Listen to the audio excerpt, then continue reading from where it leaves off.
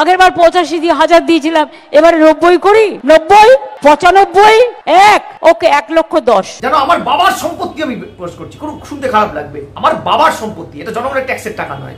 আমি স্টাইলটা দেখছিলাম, অ্যাপ্রোচ কত দেব, খুশি তো, মানে এটা কারা বলে, রাজারা বলে ক্লাবকে টাকা দেওয়া নয়, অনুদান নয়, এটা ঘুষ। ঘুষ কারণ এই ক্লাবগুলোকে কেন দিতে হচ্ছে তাকে? এই ক্লাবগুলো ডেভেলপমেন্ট করবে। এই ক্লাবগুলো ভোটের ময়দানে তৃণমূলের ভোট ব্যাংকের কাজ করে, ভোট লুট করে, এলাকায় লাঠি ঠ্যাঙ্গা নিয়ে ভোট লুট করে। 473 কোটি টাকা আজকে দিতে হয়েছে, অথচ 2018-তে অর্থাৎ আজ থেকে মাত্র 7 বছর আগে যেই অঙ্কটা ছিল মাত্র 28 কোটি টাকা। কত গুণ? 10 গুণ, 20 গুণ, 20 টাইমস বেড়েছে। এক বেড়েছে এমপি এমএলএ তার দলের ইনক্লুডিং তার বেতন 700-800 গুণ বাড়িয়ে নিয়েছে, আর বেড়েছে দান খয়রাতি। কারণ এই ক্লাবগুলোকে কেন দিতে হচ্ছে তাকে? এই ক্লাবগুলো ডেভেলপমেন্ট করবে না।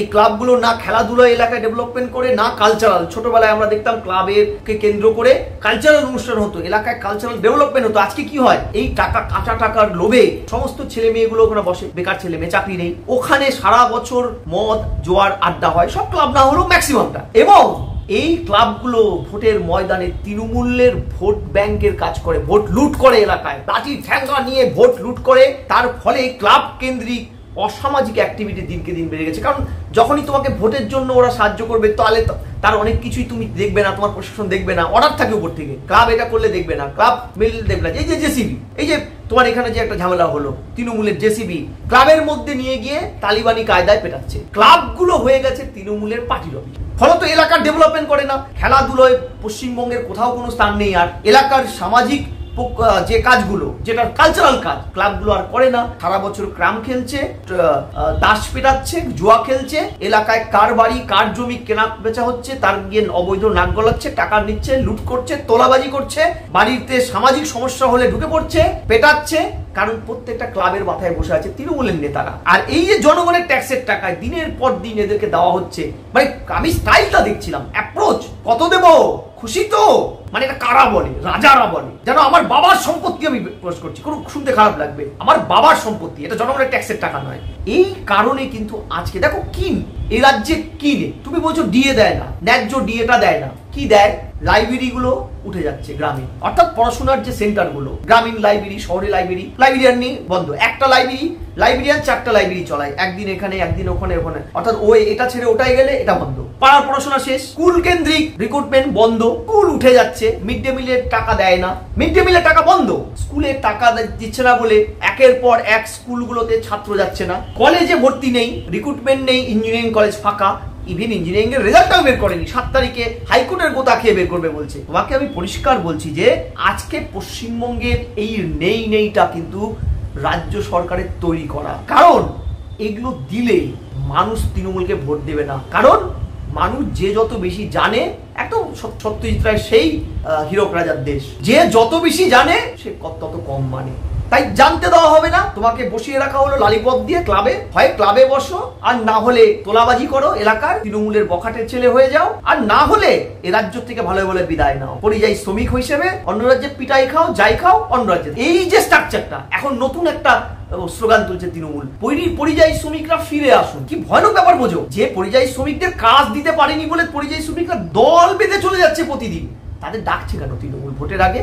কারণ এরা আসলে পরেই আজকে তৃণমূলের যে আছে ক্রাইসিস টাইম, এরা এসে তৃণমূলকে লাঠি ঠাঙ্গা নিয়ে ভোট উদ্ধার করবে, ভোট লুট করে, গুন্ডামি করে, বোমবাজি করে জেতাবে। কারণ এই পরিযায়ী শ্রমিকদের 70% উপরে সংখ্যালঘুদের দিয়ে মারবে, সংখ্যালঘুরা মরবে। ভোট শেষ হয়ে গেলে, ভোটের বেলায় ভোট পোড়ালেই তুমি কেটে যাবে, দাঁড়িয়ে দেবে। তৃণমূলের এই সরকারের এদের ডাকার পিছনে রহস্যটাই সেই জায়গায় দাঁড়িয়ে, এদেরকে ডাকাই হচ্ছে ভোটটা করানোর জন্য। তাই আমি স্পেসিফিক তোমায় বলছি, আজকে সরকার যে মাৎসনায়ের যুগটা এখানে তৈরি করেছে, সেখান থেকে উদ্ধার করতে গেলে, বাংলাকে বকলমে পুনরুদ্ধার করতে গেলে, হয় বাঙালিকে সিদ্ধান্ত নিতে হবে পলিটিক্যাল চেঞ্জেস এর জন্য, আর না হলে বাঙালিকে এই সরকারকে বোঝাতে হবে, চরম ভাবে বোঝাতে হবে যে এই পথে চললে কিন্তু রক্ষে নেই। তোমাকে আমি পরিষ্কার বলছি যে আজকে বাংলায় এই 26-এর নির্বাচন, আজকে মমতা ব্যানার্জি যেই এসআরের দাবিটা প্রথম তিনি করলেন, ফেব্রুয়ারি মাসে তিনি ইন্ডোর স্টেডিয়ামে তার দলের নেতা কর্মীদের ডেকে বললেন ভুয়ো ভোটার,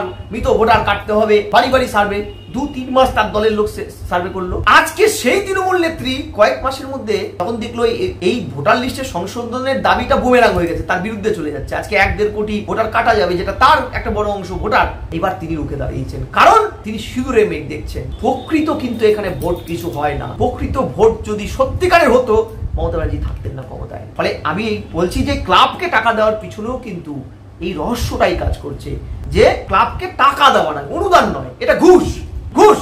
ক্লাবকে আমি ঘুষ দিচ্ছি, ক্লাব ভালোই ভালোই আমাকে ভোটের সময় গ্রাম এলাকা দখল করে আমাকে জিতিয়ে দেবে, এই প্রতিশ্রুতি ক্লাবের কিছু লোক তারা দিয়ে রাখে। ফি বছর এই চক্র চলছে। তাই হাইকোর্টে মামলা হয়ে হাইকোর্ট যখন নির্দেশ দেয় ক্লাবের এই জনগণের ট্যাক্সের টাকায় প্রদেয় ঘুষ বা অনুদান, তা জনগণের উন্নয়নে লাগাতে হবে, এটার করতে হবে, অডিট করতে হবে। রাজ্য আজ অব্দি অডিট করেনি। এটা বড় ব্যাপার যে এই যে দিনের পর দিন এই অন্যায়টা করছে জনগণের ট্যাক্সের টাকা নিয়ে। শুধু এখানে নয়, বিভিন্ন সেক্টরে মেলা খেলা, তোমাকে আমি ডেটাবেস বলতে পারি যে মেলা খেলা, আমাদের মেলা খেলাতে এই যে মেলা খেলার ধামাক এবারে দেখা। কিছুদিন আগে আমাদের রাজ্যের মানে ভারত সরকারের কেন্দ্রীয় পরিসংখ্যান বলছে যে 2024-এর পর কলকারখানার উৎপাদনের গতি সবচাইতে বেশি কমেছে রাজ্যে।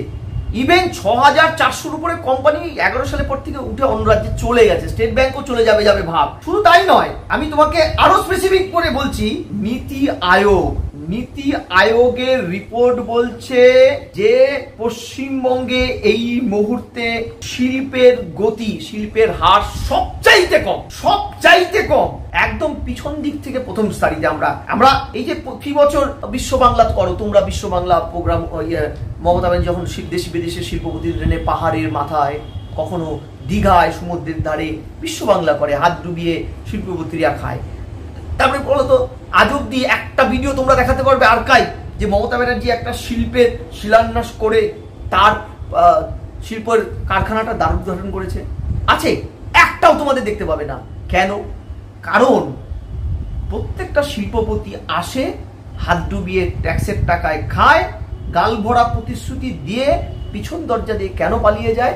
কারণ তারা জানে শিল্পের bottom line policy, tax benefit, মুনাফা এ রাজ্যে সেটা হবে না।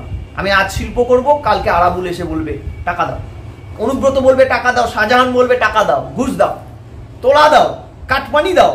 শিল্প চলে না এইভাবে। শিল্পের জন্য চাই পরিষ্কার সুস্থ পরিবেশ। এবং সিঙ্গুরের টাটার কারখানা সানন্দায় চলে যাওয়ার পরে সেই বিখ্যাত উক্তি মনে আছে? টাটার কর্ণধার রতন টাটা বলেছিল bad M good M, bad M for Mamata, good M for Modi. তখন মোদি গুজরাটের মুখ্যমন্ত্রী, চলে গেছেন, 1 নয়া পয়সার তাকে দিতে হয়নি, জমিটা পেয়ে গেছে নির্ঝঞ্ঝাট। সেখানে সেই সিঙ্গুর আজকে হতে পারতো আমাদের রাজ্যের একটা নতুন দুর্গাপুর, নতুন সেক্টর 5 হতে দেয়নি। ফলে কোন শিল্পপতি আসবে বলতো? মুখ রক্ষা করতে আসেন, গাল ভরা প্রতিশ্রুতি দেন, রাখবো, বিনিয়োগ করব। আজকে এ রাজ্যে মেলা খেলা এত কিছু হচ্ছে, উৎসব, কিন্তু যেটা হচ্ছে না শিল্পায়ন।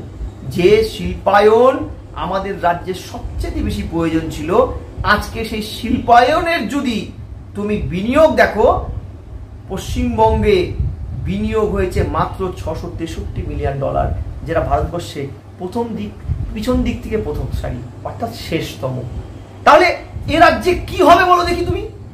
এই দুভাগা রাজ্যে পলিটিক্যাল ডিসকোর্সটা এমন জায়গায় তৈরি করে দিয়েছে যে বিদেশি কোম্পানি এবং অন্য রাজ্যের বৃহৎ শিল্পপতিরাও জানে যে রাজ্যে 100 দিনের কাজে 1 নম্বর, 100 দিন হচ্ছে জাতীয় শিল্প, সে রাজ্যে আর শিল্প করে আমাদের লাভ নেই।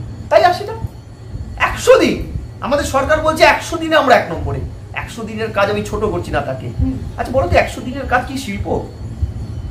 এরা বলে জব বেশি হয়, পশ্চিমবঙ্গে নাকি সবচেয়ে জব ক্রিয়েট হয়। কি জব? 100 দিনের কাজের জবটাকেও ধরে দেওয়া হয়। বোঝো, এই হচ্ছে রাজ্যটার অবস্থা। আজকে অনুদান ডোল যাই বলো না কেন, এই রাজ্যের সরকারি পলিসি, অথচ এটা হওয়ার কথা ছিল না।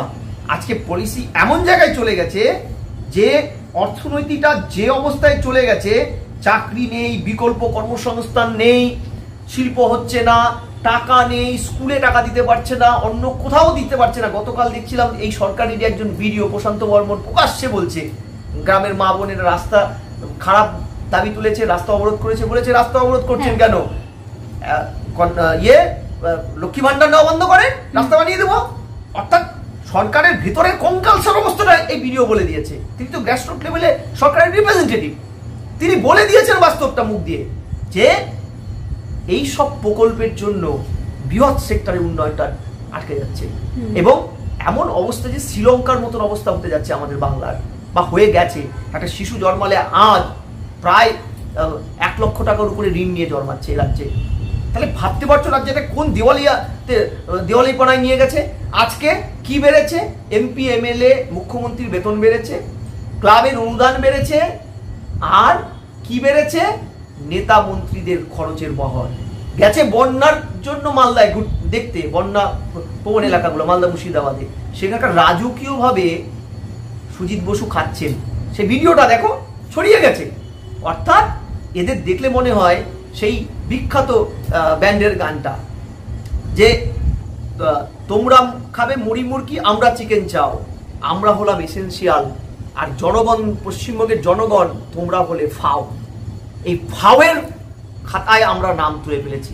তাই দেখবে যেখানেই কাজ করছি নেই, রাস্তাঘাটে বড় বড় গর্ত, গাড়ি চলবে না, নৌকো চলবে, ঠাউর করা মুশকিল। এই অবস্থা একটা নৈরাজ্যের বাসিন্দায় পরিণত হচ্ছে আমরা, এই পশ্চিমবঙ্গের এই মুহূর্তে বাসিন্দা। আর সরকার একটাই কথা, উৎসবে ফেরো। আরজি করে উৎসবে ফেরো, এবার উৎসবে ফেরো, উৎসব করো, মেলা মৎস্য বসে লিপ্ত থাকো, উন্নয়নের কথা বলো না, চাকরি চাওয়ার কথা বলো না, বাস আমাদের 16 কলা পূর্ণ।